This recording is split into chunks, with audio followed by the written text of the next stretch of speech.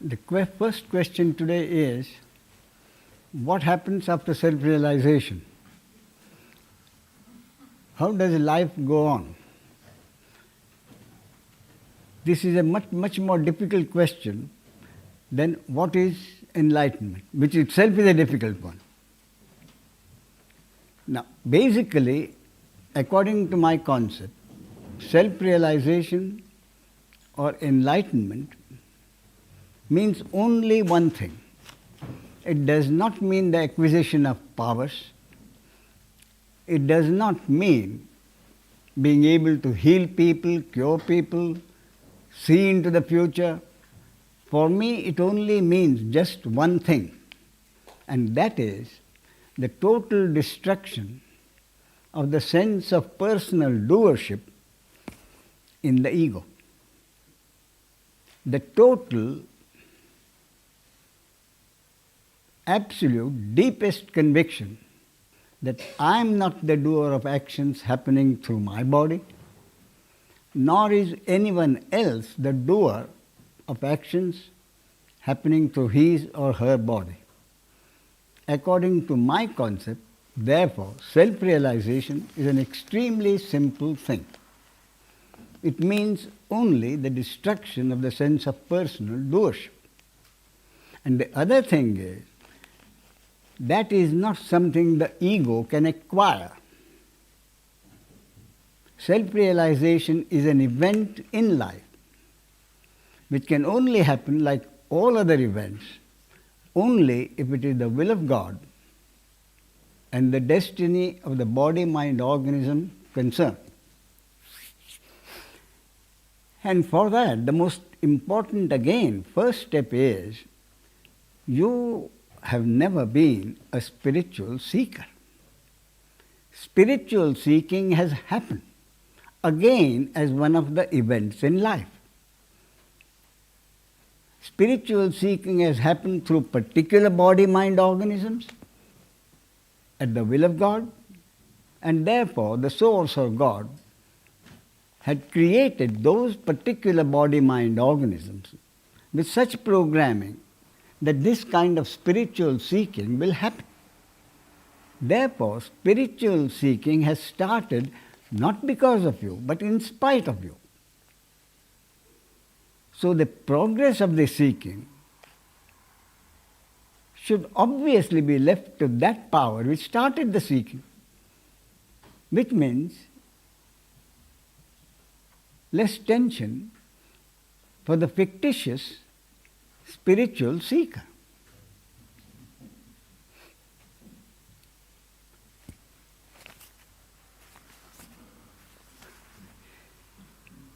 Heiner is suggesting that I take my glasses off. But he doesn't know that I have been a banker for 37 years. And part of my training has been to be one step ahead. This is the one step ahead I've got to read. So what I was about to say is, I never had given much thought to what happens after life, after the understanding happens. Again, a very simple reason. There is no one concerned. Life just happened. I saw no reason to investigate any changes. But the questions have happened. And the first question that came in for today's talk was this: what happens to life after understanding happens? So this time I did give it some thought, and because I might forget, for the simple reason that I have no concern with it, I jotted down certain points. So, the first point is, what happens after the understanding? There is a confirmed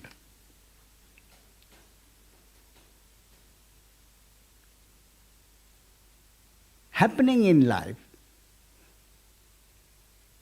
and that confirmed happening in life is that this body-mind organism participates in life like all body-mind organisms. But in participating in life, the big difference is that the ego, the identification with a body-mind organism and a name as a separate entity, I repeat, as a separate entity, continues to partake in life, accepting the pains and pleasures as they happen, as the will of God, and the destiny of this body-mind organism. But the important point is, life is participated in with the awareness that life is a sort of movie on the screen of consciousness. In other words, what I'm saying is, while participating in the movie of life, watching the character play its role in the movie, the sense is never absent. The awareness is never absent. That it is the screen which is the reality on which the movie is happening. There is never an absence of awareness of the screen which is the reality on which the movie of life happens. That awareness is never ever absent. So whatever changes happen is because of this no absence of the awareness of the screen of consciousness. Whatever changes are brought about is by this awareness. Otherwise, life goes on. Life has gone on. My wife and I have lived our lives as before, including sex. I can't say that self-realization has made me a better lover.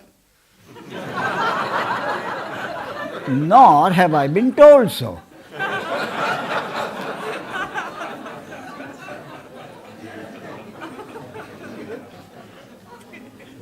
So for practical purposes, life has gone on more or less like before.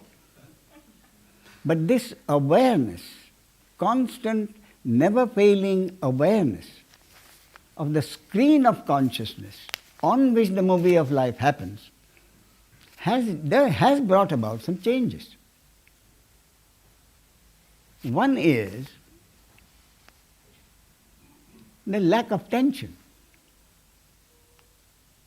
Knowing that the movie is taking its course and no power on earth has the ability to hurt me in any way. No power on earth has the ability to catch me with my pants down unless it is the will of God.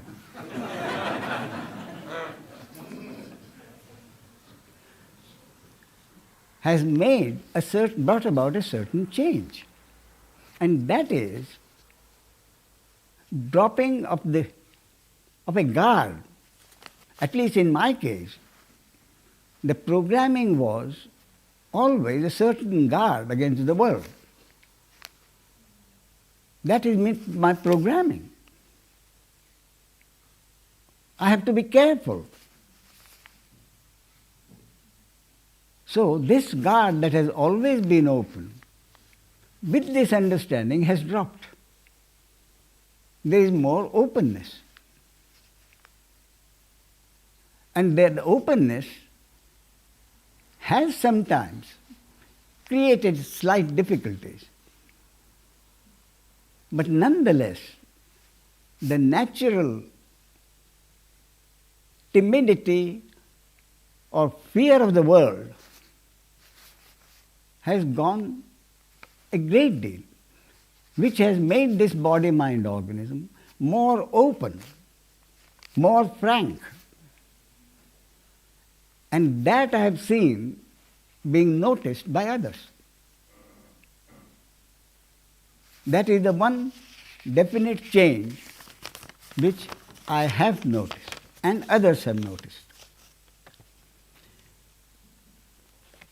Next point is, I have noticed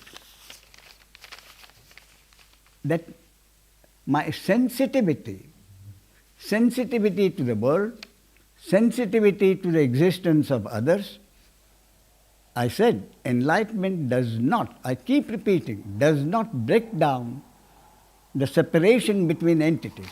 It continues. What has happened is, my sensitivity towards others has increased, which in practical terms means more concern about others, more giving, more compassion. The arising of compassion or not is part of the programming. But I have noticed that there is an increase in the sensitivity in this body-mind object. There is greater sensitivity for others. Again, possibly for the same reason. The guard is down. So if no one can hurt me, there is no reason for me to be afraid of them, to guard against them. And if someone else suffers, then that also I have noticed. Help has gone out spontaneously. To the extent that it was possible for me, the help has gone out spontaneously. Some time ago, last year, there was a war with Pakistan. Whatever word may be used, there was a war with Pakistan. And on the TV showed the number of soldiers being killed in Kargil. The TV showed that the Pakistanis had taken over positions at a higher level.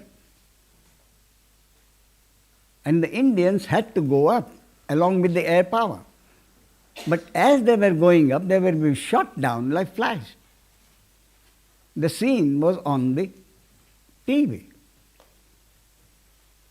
I felt for them. And immediately there was a thought, I should do something. I should give some substantial donation. Whom do I give the donation? It was quite well known that there is rampant corruption in India. Now, for some time, I've gathered there is rampant corruption in Germany also. And all over the world.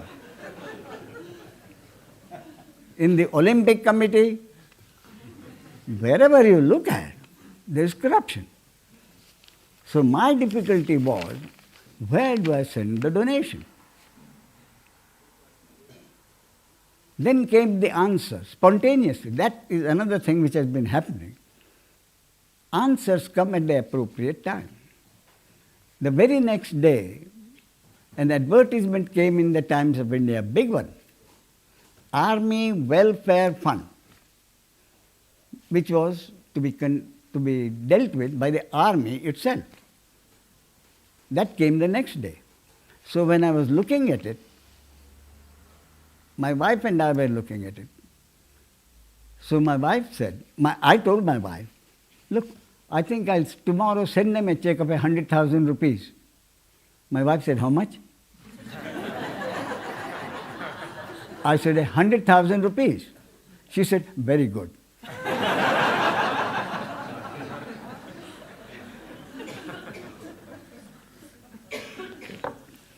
Quite honestly, I don't know whether this kind of gesture would have happened earlier. Same thing happens other charities. So, donations come in large numbers. I have more wealth than I know what to do with in my life. That also happens. And I'll also confess that when a substantial donation comes, there's a great deal of pleasure. I've sometimes analyzed that pleasure, and I've come to the conclusion that that pleasure is not just from my personal sense, which is there. Just as if I see the teaching reaching someone's heart deeply, there is a sense of pleasure. And in the talks I say there is a sense of pleasure, but there is no pride. So the sense of pleasure in a donation is there. Also maybe I've been dealing with money for 37 years. So money is not a bad thing.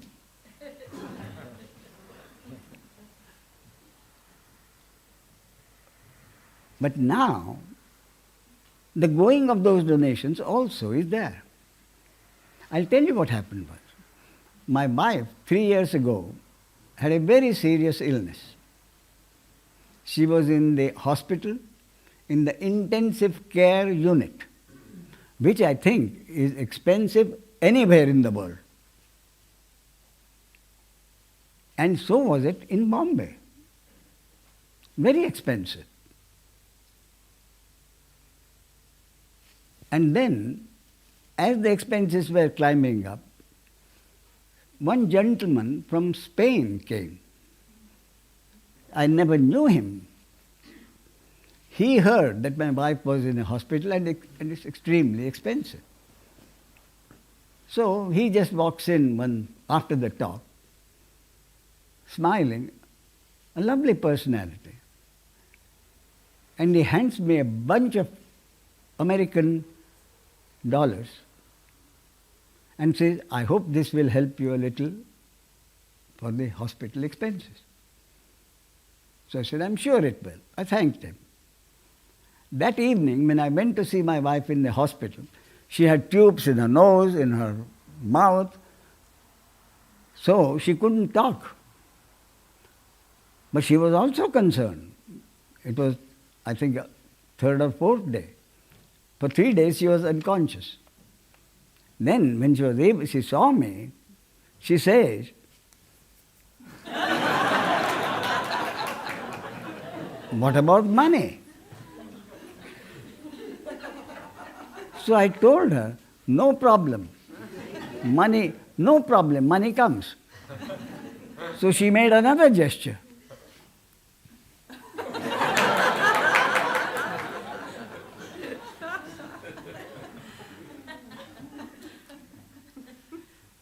You see? So life has been certainly not easy, but difficulties come, and consciousness has been dealing with the difficulties through this body-mind organism. I'm not saying that I just did nothing. Next point is, desires arise, but they are not pursued. That came up yesterday. Even in a sage, desires have to arise, because desires, thoughts, feelings, they arise. No one can create them. So the desires arise, but I have not been pursuing them. Some desires have been satisfied, some have not been satisfied. But the important thing is, I think, after this understanding, that the life as it happens is really an illusion. And that understanding is again based on the life of the movie happening on the screen of consciousness. The basis of which is, as Ramana Maharshi has said, and others, nothing has happened. There is no creation, no dissolution. So with the understanding that everything is an illusion, that a desire not being satisfied does not turn out to be such a calamity. Knowing that life is not real, life is only an appearance, life is only an illusion, total acceptance of that has resulted in a desire not being satisfied, not seeming a calamity. All right, a desire not. There is another thing. Desires have arisen, they have to arise. But I've also noticed this morning that even the arising of desires has been much less. So this morning, first time I've thought about it, I've made notes, and I'm laying it all out before you. After that, if there are still any questions, you are most welcome to ask them.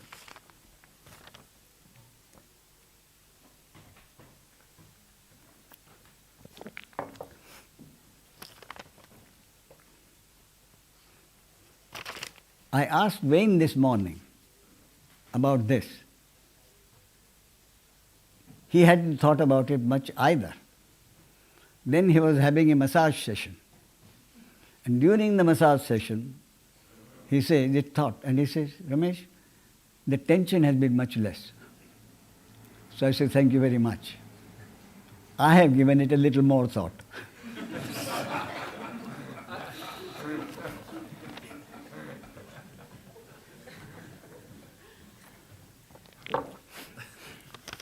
So, the next point I have is the usual criterion of morality and integrity, which bothers an average person a great deal, more than one would think or imagine or even confess. The criterion of morality and integrity. In these circumstances, what is the moral path for me? What is the integrity? The question of integrity often is confused. Integrity to this, integrity to my assistant, or integrity to my employer. There was a case once. Someone called me from the States. Fortunately, she had made the decision before she called me. Otherwise, my suggestion to him could have been different. Her point was the same thing. It was decided in a committee of which she was a member that one of her able assistants had done something wrong according to the established rules. So, the committee decided that she should be punished, he should be punished. Now, the question before this lady was, as the administrative head, to warn the assistant, that would be integrity towards a fellow employee, or not to warn him, because warning him would go against the integrity to the employer. So this question of integrity often baffles one. So in this case, what has been happening is the very criterion of integrity and morality baffles me less and less and less. Any decision to be made happens, any action to be taken happens. And whoever it hurts, if it hurts anyone, there is no guilt of any kind. So along with the sensitivity, this has also happened. A disregard, almost a disregard. I wouldn't say a deliberate disregard, but a spontaneous disregard of the criterion of morality and integrity. The decisions and actions have been more spontaneous. There is an abhanga, bhajan, which is sung at my place every morning. About 5 or 6 bhajans are said. And in one of them, he was not an advaity sage, he was a saint. He was called Gora Kumbhar. Gora was his name, Kumbhar means a potter. So he is a potter. And while he was doing his work, abhangas came out and his wife jotted them down. And one of the abhanga, a saint who is not a philosopher, who is not truly concerned with the technical aspect of integrity or morality, he says in the abhanga, every born human being has a certain nature. I call it programming. The simple potter called it the nature inherent in that body-mind organism. Every born human being has a nature of his own. And he dares to say, I've often admired the courage of that man. And it's a abhanga which he says, in all abhangas, usually the name of the poet is mentioned. So he says, Gora says, very clearly. And he has the courage to say that all that the human being has to do is to follow his nature. Meaning, let the programming in that body-mind organism be the instrument through which the functioning power will work. And he says in the next line, there is no question of good behavior or good morality. Many years ago, 200-300 years ago, this simple potter has the courage to tell, so long as you follow your nature, more accurately, so long as you let God function through this body-mind organism according to its nature, there is no question for you of any criterion of good conduct or morality or integrity. When I first heard it, I was so moved that a simple potter has this intuitive understanding that there is no question of really of morality or integrity. And we find that it differs from religion to religion, locality to locality, country to country. So this actually comes out into practice.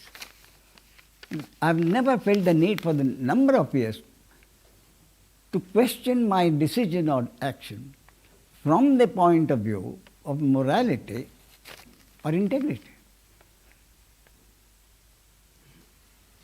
There never has been any decision to be made which has not been made spontaneously. And the spontaneous decision would naturally be based on the conditioning. Therefore, I really was not concerned with the decision. And that is the real understanding. No one makes a decision.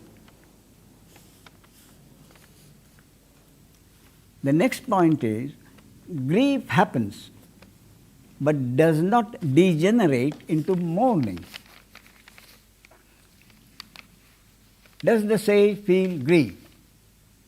Yes, of course he feels grief. A sage would feel grief if his pet dog of 15 years suddenly died. The grief would be more if his son dies, a grown-up son dies. Of course there would be grief. But the grief is not the ego grieving. Grief arises when the thought of the dead son becomes the input in the body-mind organism. The brain reacts to the reminder of the son's death. Grief arises in that moment. It may continue for a moment or so, but then the understanding comes up and stops the grieving. Then you are in the next moment. Next moment could well be, and it is, a friend coming up, and then I share a meal with him or something. And the grief is really totally forgotten in the next moment. But the grief does arise. There was a friend of mine who had the biggest library on spiritual books I had known. This was some 20 years ago, 15 years ago. And he considered himself a jnani, a sage. And it was quite amusing to me to see the arrogance of this sage.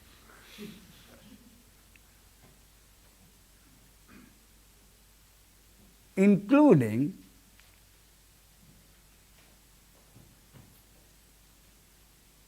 the acted humility he would show. So when his wife of 55 years died, I didn't go and see him immediately. I went and saw him 8 or 10 days later. And when I entered his room, he suddenly stood up and burst out crying. Then we sat down and he said, Ramesh, this is what is happening. 8 or 10 days now. And the moment I saw you, I burst out crying.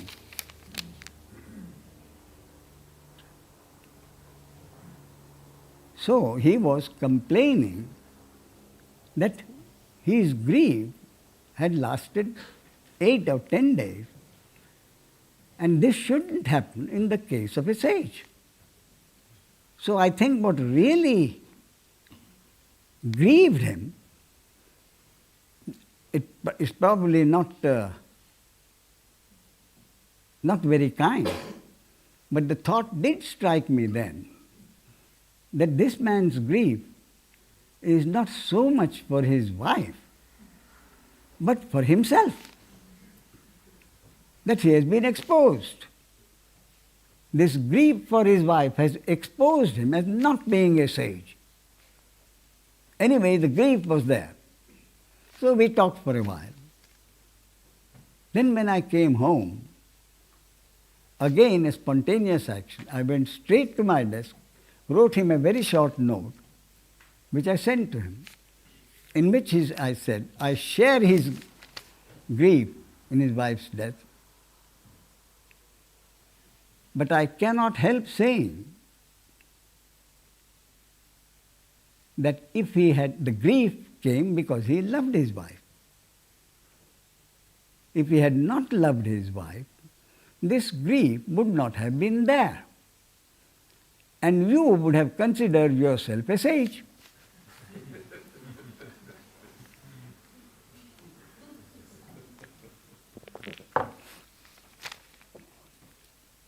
Sometime later, he told me, he was a well-known man, journalist. So he said, Ramesh, I literally had hundreds of condolence letters. I only kept 3, and one of the 3 is yours. So the arising of the grief is one thing, but it is the ego who takes hold of the momentary grief, carries it into horizontal duration, and converts it into a mourning.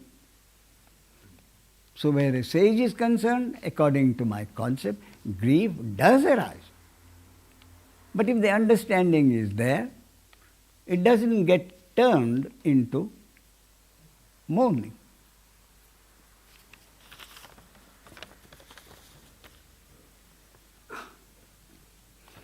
Next point I have is no fear of death or loss of someone. This came to me forcibly one evening, again during my wife's illness. It was a serious illness. She had 2 4-hour operations.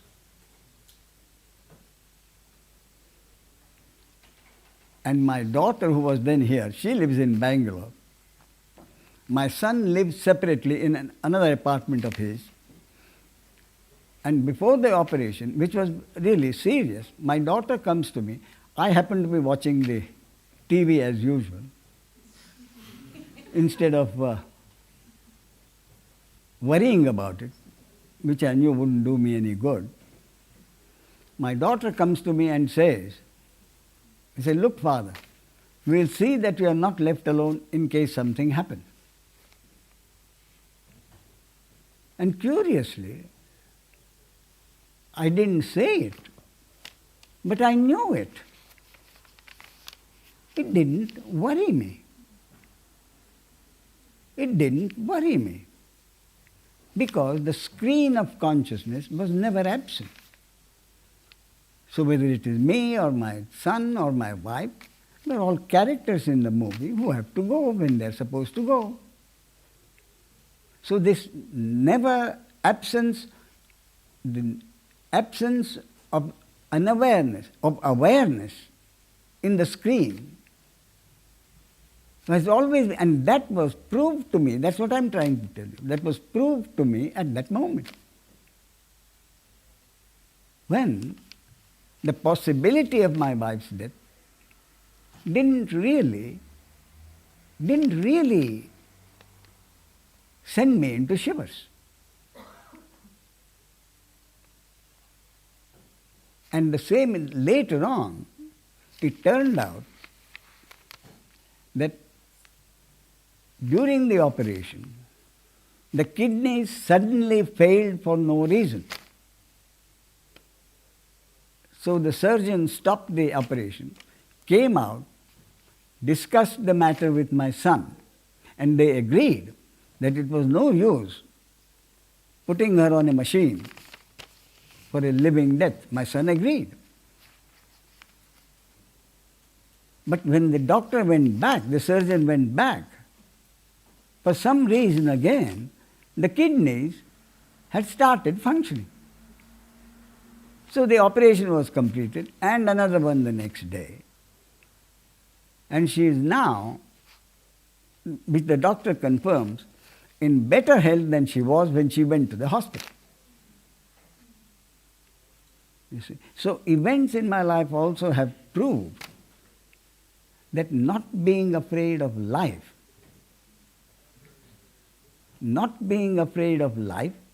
because life happens not according to my will or your will, but according to the cosmic law of God's will.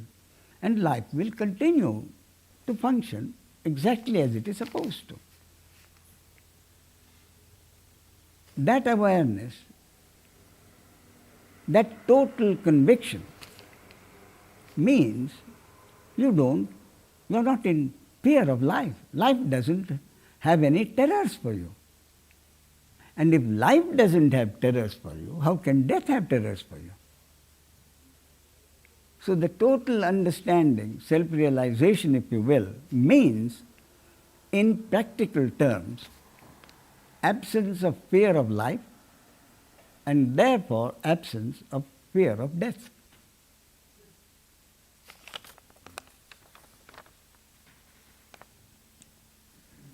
Yes, and one last thing is,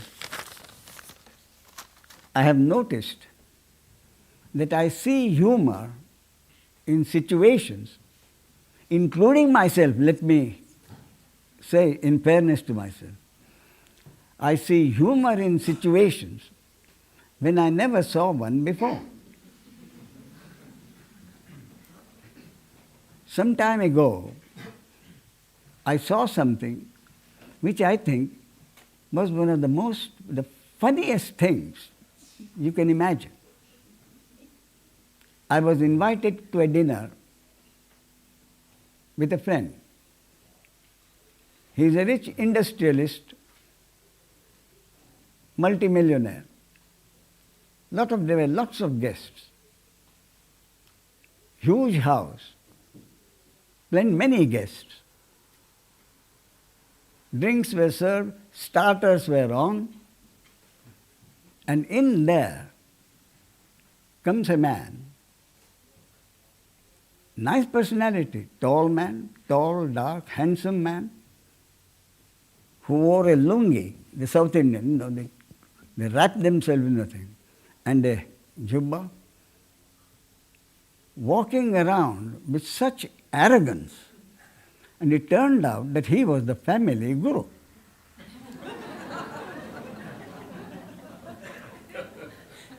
Walking around with such arrogance that people should ask, who is this man? And they did. So, guru of a multimillionaire, that's something. Guru for you or me is one thing. But the guru for a multimillionaire, the arrogance with which he was walking, I honestly thought it was the funniest thing I ever saw.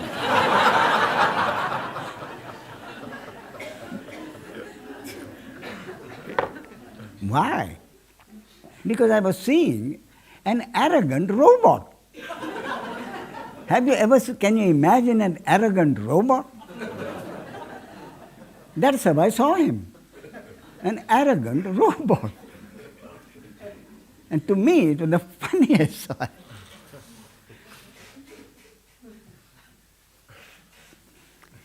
Yes, so on this point, if you have any questions, please ask.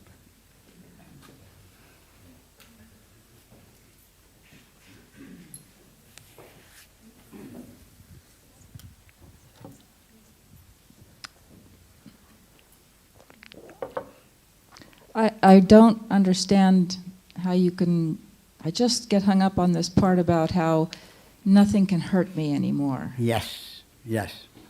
Because we go through times in our lives where we have severe loss and severe emotional pain, yes. Sometimes life-threatening severe emotional pain. Yes, yes. And it hurts, the body hurts tremendously. No, wait a minute. What point are we talking about? I'm not saying that there is no pain in life. You see, I'm not saying there is no distress in life. I'm not saying there is no hurt in life. But what I'm saying is, no one has the power to hurt anyone else. Unless the hurt will happen not because someone wants to hurt you and is in a position to hurt you, but only because, simply because and only because it is your destiny to be hurt. And it is destiny means the will of God or according to the cosmic law. In other words, you will be hurt only if you are supposed to be hurt according to the cosmic law. Not because someone thinks he hates you and he has the power to hurt you and he thinks he has used the power to hurt you. He may think so. But what has actually happened according to my total understanding is that hurt could not have happened unless it was the will of God. You see? However powerful your enemy, nothing he can do unless it is the will of God that you be hurt. And it is the destiny of this body-mind organism to be hurt at that time, at that place, through a particular instrument. Yes? That is why. No instrument has the power to hurt you. Well, I understand that intellectually, and I just, of course, the body wants to find a way out of it. Oh, that is... You know, how to shorten that pain. The body or the ego wants to avoid pain, certainly. That is what the ego is supposed to do.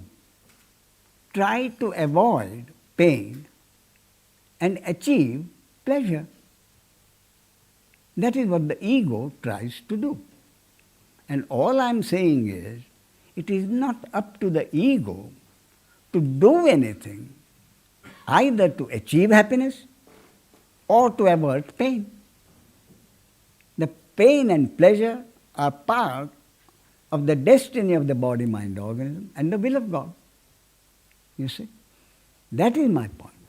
The ego can do nothing either to achieve success or pleasure or happiness, nor to avoid and try to avert the unhappiness. That is my point. It is the duty of the ego, it is the nature of the ego to try to do both. Achieve happiness, avert unhappiness. That is what the ego is supposed to do.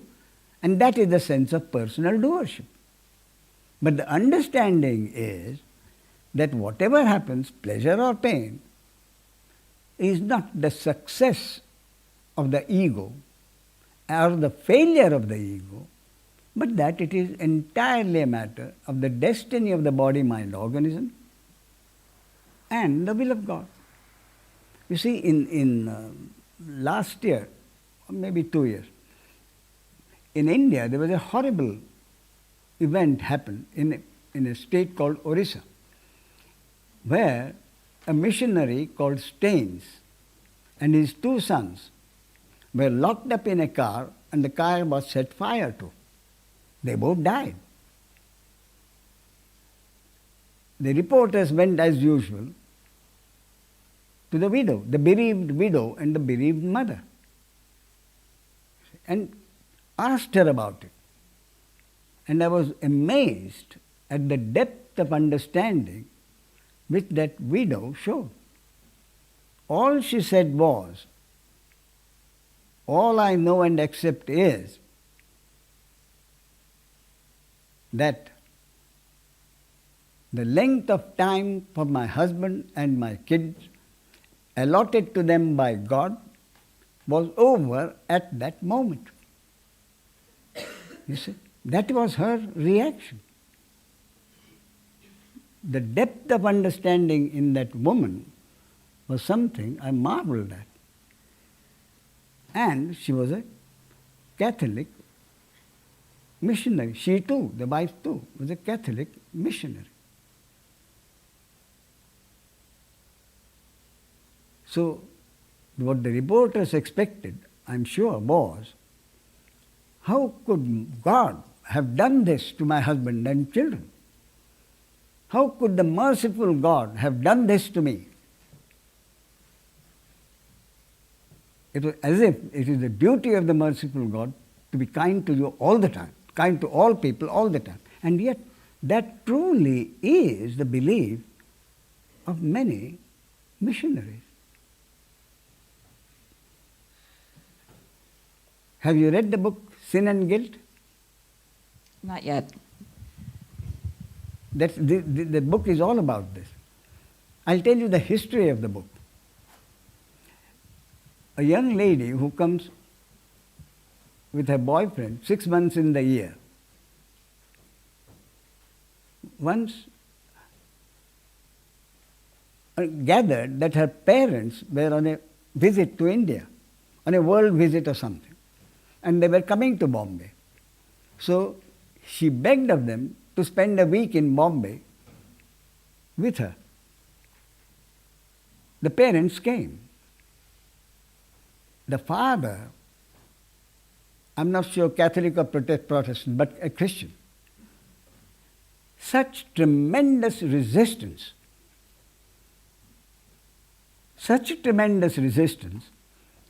that I gathered later that many of the other visitors in the afternoon, when they would gather at the swimming pool, would form a coterie to try to persuade this man. The resistance was so hard. He went back with that resistance. And all the other visitors were sorely disappointed that they couldn't pierce that resistance. So when he went back, he sent a book, a copy of a book called The Will of God to his daughter. And the daughters came to me with the book and say, Ramesh, read this book. I haven't had such fun in all my life.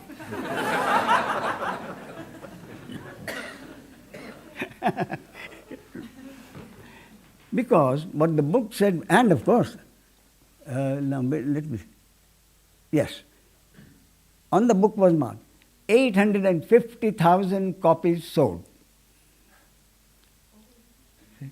And the book, would you believe it, the whole book was, the will of God cannot be accepted as the will of God unless it is to be understood. It is very deep. The will of God, thy will be done, is such a deep principle that it needs to be interpreted. Thy will be done. Nothing can happen unless it is the will of God. No, it is not so simple as that.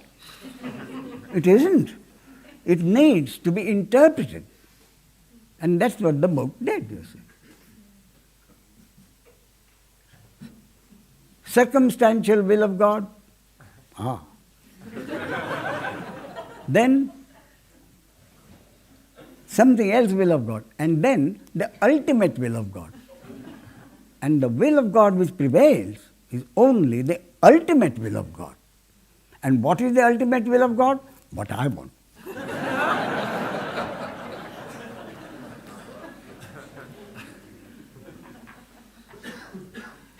So, this book contains, I think you will enjoy this book if you have time to read.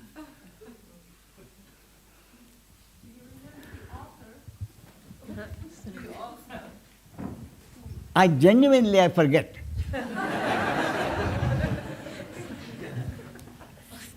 But 850,000 copies sold should be no difficulty in finding the... And I would be surprised if 5,000 copies of the Siddhan are sold. Yes. You said the screen of consciousness is always there. And I would like to ask you, how is it in sleep? Are you know that you are sleeping? Are you knowing that you are dreaming? And are you knowing that you are in deep sleep? Like an underlying knowing? Yes. So what is the question?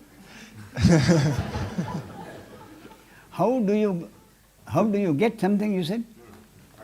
Is there an underlying knowing of the screen of consciousness even when you're in deep sleep? Yes. Indeed, yes. Yeah. Indeed, yes. You see, for a very simple reason. In deep sleep, your consciousness as an individual entity is absent.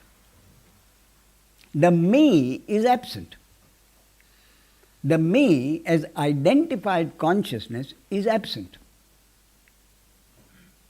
Yet, when you wake up, this entity, this individual entity who was absent in deep sleep, is able to say, I slept well or I did not sleep well. How could this identified entity be able to say he slept well or didn't sleep well unless there was some awareness in which the entity was absent? You see? So in deep sleep, this personal awareness is absent, but the impersonal awareness, I am, is present all the time. It has to be. I am is the impersonal consciousness existing all the time in phenomenality, functioning through every body-mind organism and bringing out such actions as are supposed to happen according to the programming in each body-mind organism. So that impersonal consciousness or consciousness which functions through each body-mind organ, that is the one which is always present, including in deep sleep. Thank you. Okay.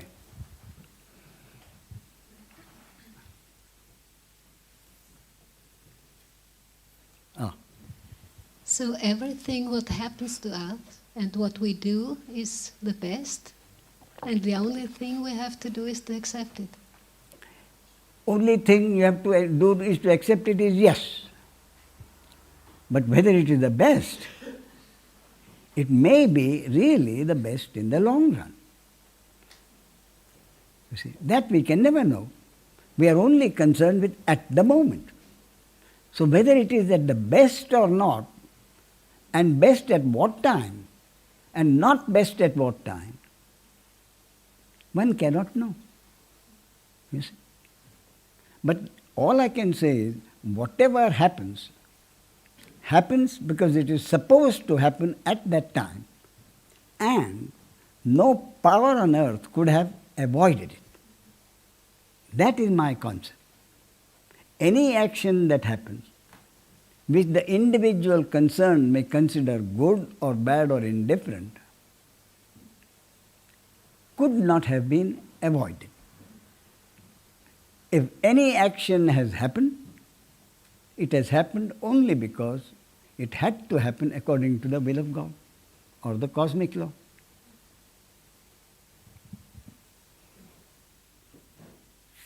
Yes.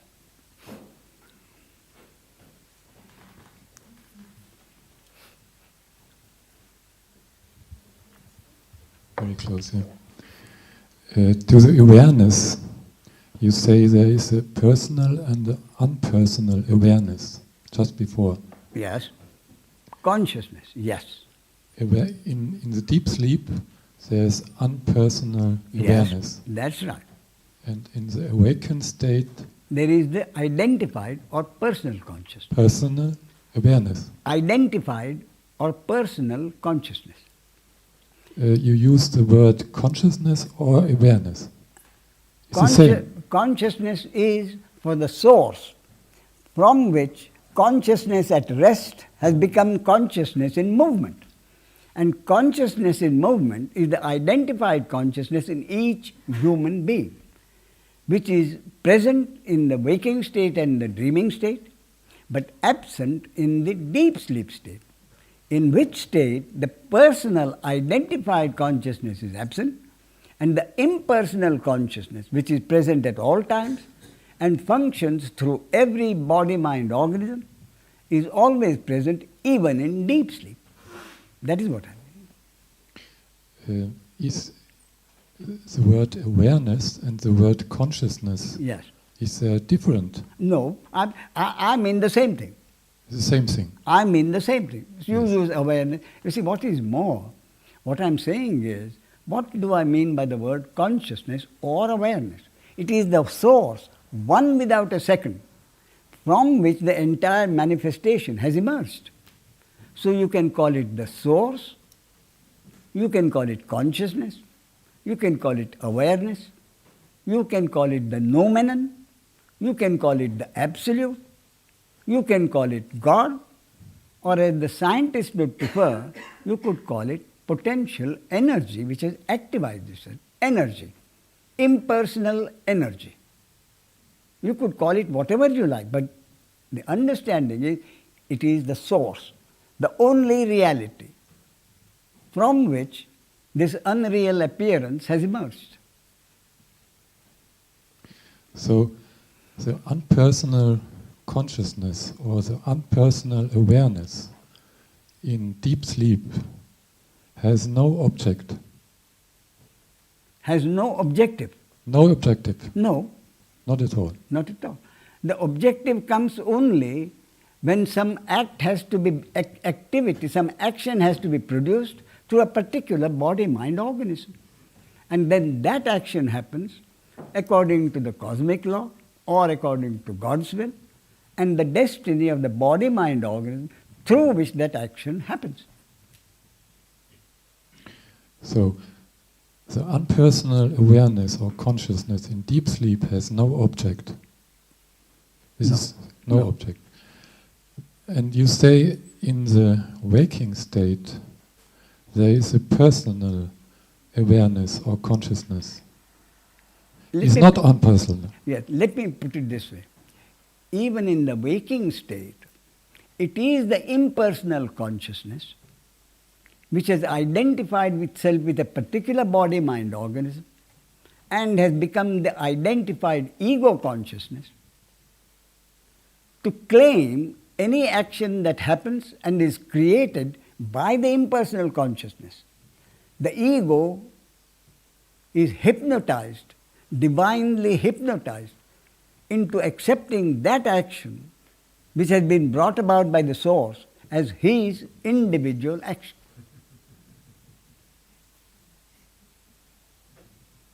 I hope that's clear. I've tried. Yes. Now only my question is, Yes. the personal awareness in the ordinary man has objects of the universe, of the manifestation. The manifestation is the object of the awareness of the ordinary man. Is this right? The identified consciousness considers that life exists for his benefit, and it is up to him to do whatever he can to achieve happiness and avert unhappiness. That is what the ego, the identified consciousness, tries to do, and is happy when he is successful and unhappy when he is not. Therefore, the happiness and unhappiness happens in life. Right. My question is, I beg your pardon, it's not only to the awareness, the personal awareness. You use the word personal awareness in the waking state. Is the personal awareness of the ordinary man must be different from the personal awareness of the sage? Personal awareness of the? Of the sage. Sage. You see, the individual identified consciousness is individual, and that is the hypnotized ego, which he considers himself the individual. In the case of a sage, that is exactly what has been destroyed. In the case of a sage, what has been destroyed, what makes a sage is the total, deepest possible conviction that there is no ego, there is no identified consciousness, that all there is the one consciousness, which is the functioning element in every body-mind organism. Therefore, there can be no individual action. All actions are part of the functioning of manifestation, the functioning of the source through the many body-mind organisms. That is what the sage believes. What the sage believes is, in the words of the Buddha, events happen, deeds are done, but there is no individual doer thereof. That is what the sage believes. So that there is no individual who does anything. Is this only a belief of the sage, or does he really, is he aware of this? Let us say that is the experience of the sage. Experience, yeah. That is the experience of the sage. And that's what we have been talking about for the first 40 minutes. How does this total conviction of the absence of the ego, in the case of a sage, functions in life? That is his personal experience, based on the total deepest conviction that no individual exists as a doer, either himself or anyone else. Neither he is the doer nor anyone else.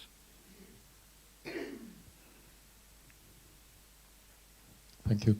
Most welcome.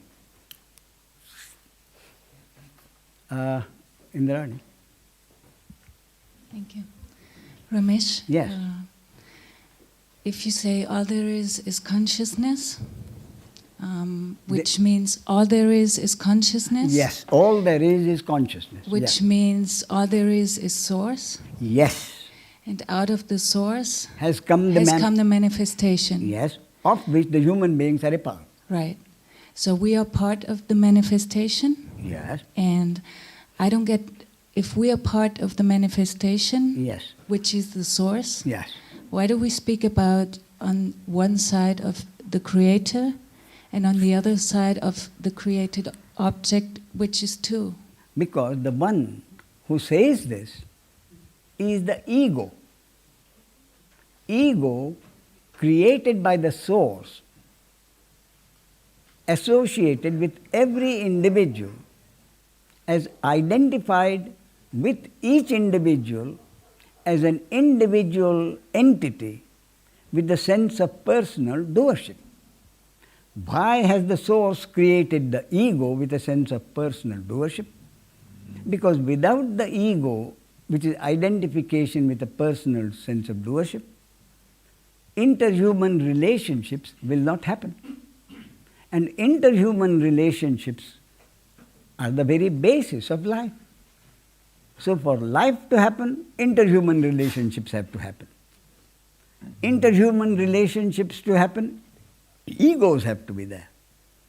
And all that the sage does is to find out from deepest personal experience the conviction that the ego is not necessary for life to happen. That is all that the sage comes to the conclusion from experience. Any ego in any body mind is not necessary for life to happen. That indeed life actually happens without the need of any ego. But the ego considers his actions his, someone else's actions someone else's, therefore judges between the two, comes to the conclusion that my actions are good, his actions are bad, I should be rewarded, he should be punished. And when that doesn't happen, he becomes unhappy. So the ego is a fictitious character created by God through divine hypnosis so that interhuman relationships should happen and life as we know it should happen. Thank you. Okay. So I understand this whole point of awakening that you see that you are not the doer, God is doing, and yes. The people think they are doing. Yes. But it's God who is doing. And that is because of the divine hypnosis of the ego. Yes, sure. Yes. And this is the whole point. Yeah. If you know this, then all other collapses. That is correct. But the only thing I would add is this, that it is not in your control Not in my control. to acquire this total acceptance, that you are not the doer. But if it happens, then life, as I told you, becomes simple. Simple and open and spontaneous. You mean the total acceptance that all is God's will? Even the happening of that is God's will. Yes, and my knowing, my wisdom to this. I'm sorry? That I know deeply that all is God's will. Yes. This, That is all that is necessary to happen. All that is necessary to happen for what to happen? For life to happen, continue to happen.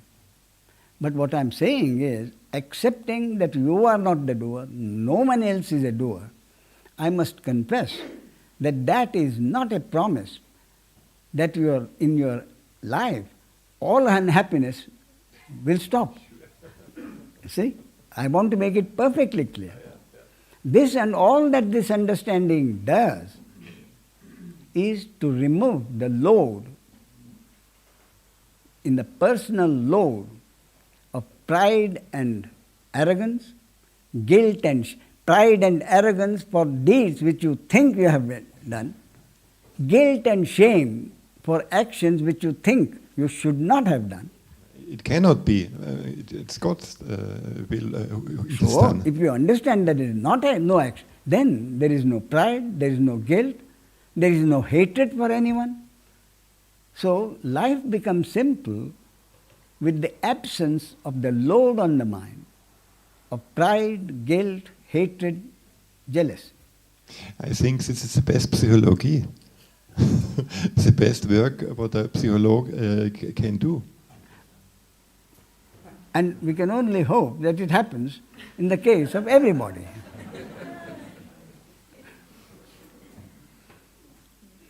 Yes.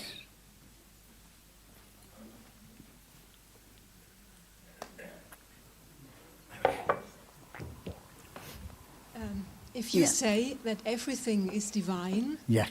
the ego mind is divine too. Yes. And if you find out that in one step of evolution, that the ego mind is not necessary, is it not so that we would say then something God has created is not necessary?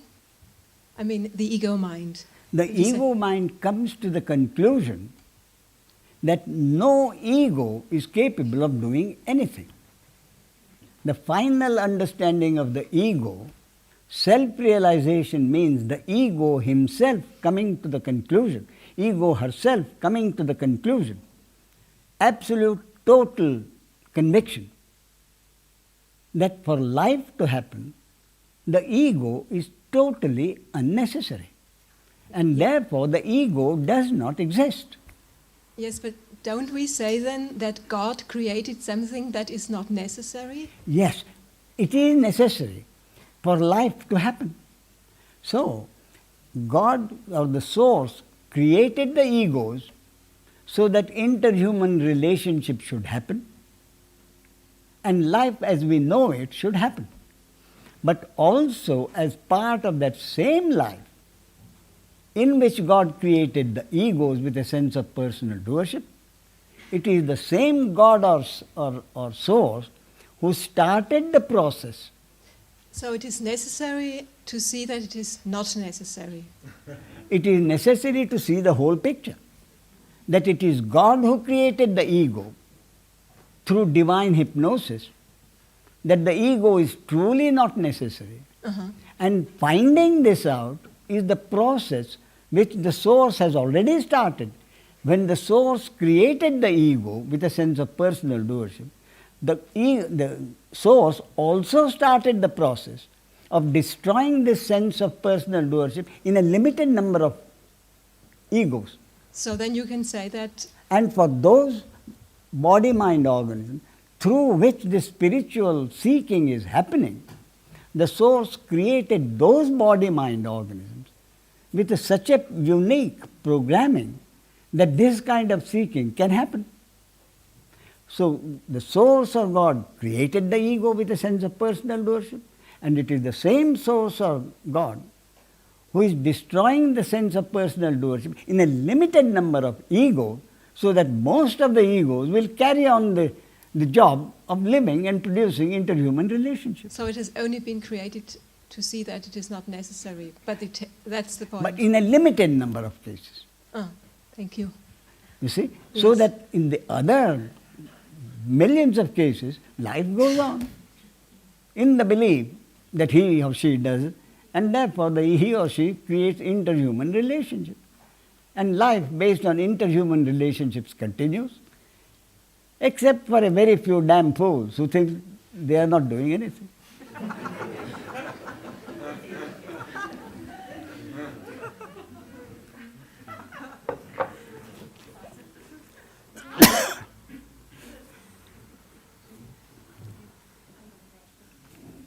And a man cannot understand why the whole play goes on. Why the whole thing has happened? Yes, I can say it is a play for God, but Yes. it's Why not- is God why- playing why this I game? don't know, and I cannot know. You cannot know. That is the point. Why do you think you cannot know, my friend? It's absolutely true that you cannot know. Why? Because the one who wants to know is one created object in the created manifestation, which is the totality of billions of created objects. And a created object can never know why the entire creation has been created and on what basis the creation has been created. A created object can never know the basis on which the Creator's will functions. And it is not important to think about other how things could be or could function. If you mean the why is irrelevant, I would say yes. Mm-hmm. The why God is doing this is irrelevant.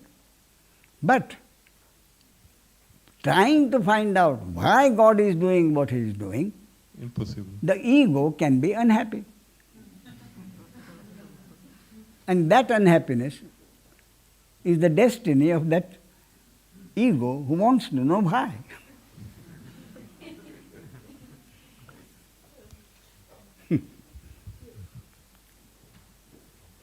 If I understand you correctly, Ramesh. Here. Here. Yes. You see, that's what the truth is. Right before you. But I can't say it. Yes, please. It's all a game, a card game, Yes. and the awakening is the joker. Absolutely. You couldn't have put it better. Yes. The awakening is the joke. And that is why, in several cases, when this understanding happens, the body-mind organism through which it has happened starts laughing and cannot control herself or himself. That joke becomes so huge that this laughing starts spontaneously. But it could be the other way around also. That when the understanding, deep understanding happens and the enormity of it is realized, the result can only be tears, which also proves tears of joy or tears of unhappiness are both tears. Ramesh. Yes. This is another question about separation. Yes. You say that a created object cannot know the will of the creator subject. That's right. That's understandable. And yet, there is no separation between the creator and the created object. They're really the same thing, aren't they? Yes. Yeah. So, in some way, the created object, which is the same thing as God or part of God, must in some way know something about God, being that He is that. The created object cannot know anything about the creator subject. But it is the creator who has created the subject. Yes. So the subject has not come into being because of anything other than the source. The object that has been created has not come into being because of anyone else or any other thing other than the source. To that extent they are related, but only to that extent that he is an object and the creator is the subject. That still, though, it brings in some kind of separation, doesn't it? Of course there is separation. The manifestation is separation. The very basis of manifestation is duality. The very basis of manifestation and its functioning is the existence of interconnected opposites. Interconnected opposites means duality. But even duality is an illusion. If the whole creation is an illusion, everything is an illusion. Yes. And the talk we are having is also an illusion. Yes, it is.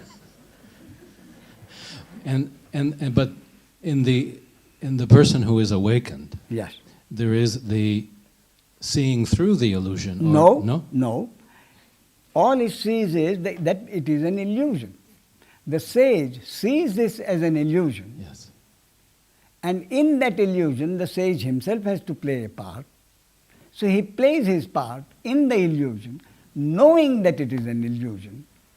But that illusion is based on interconnected opposites. In other words, what I am saying is the sage accepts the duality, accepts the existence of interconnected opposites. And having accepted the existence of interconnected opposites, the sage also accepts that he cannot choose one against the other, because the one cannot exist without the other. So the sage accepts the duality. The ordinary man does not accept the duality. He chooses one against the other, and therefore, while the sage accepts and lives in duality, the ordinary person, having refused duality, lives in dualism, choosing one against the other, and therefore being happy or unhappy.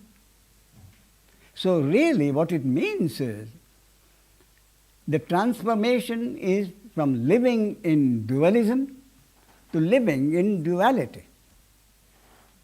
You see? And when that living in duality ends, then only the source remains. The unicity remains. When the duality of manifestation is over for that body, mind, organism after death, then all that remains is the unicity, the source. So when the The sage, illusion is gone. yeah. When the sage then experiences the duality, Yes. as opposed to dualism, Yes. he cannot experience the unicity. You see, how can anyone else experience unicity? And You yet see, that is all there is. Unicity is all there is. Whereas someone knowing something means a subject-object relationship. You see? For Robert Wise, that's right, isn't it? For Robert Wise to know Ramesh, Robert Wise has to be the subject, Ramesh has to be the object.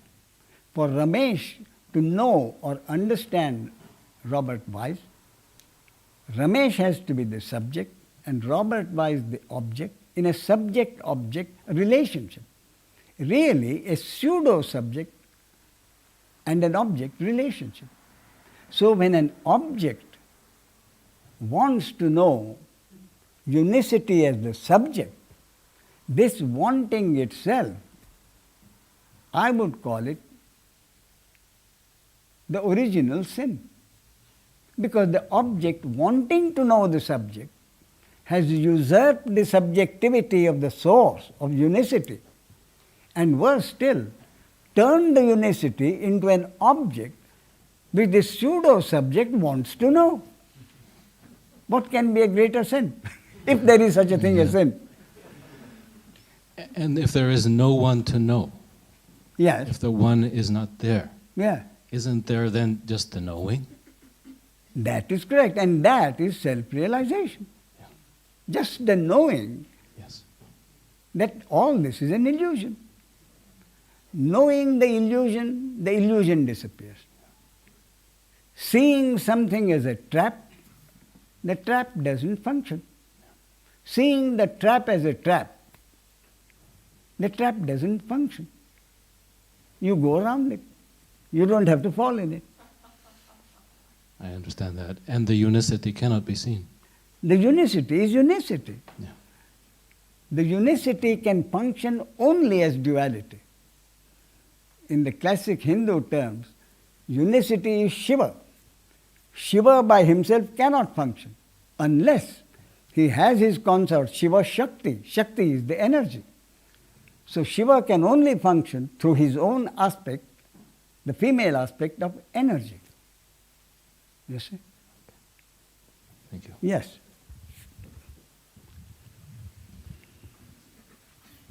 So if a sage were a president of a big country, Yes. he also would play his role in this dream world? Of course he would. And punish and make law Yes, and order? indeed.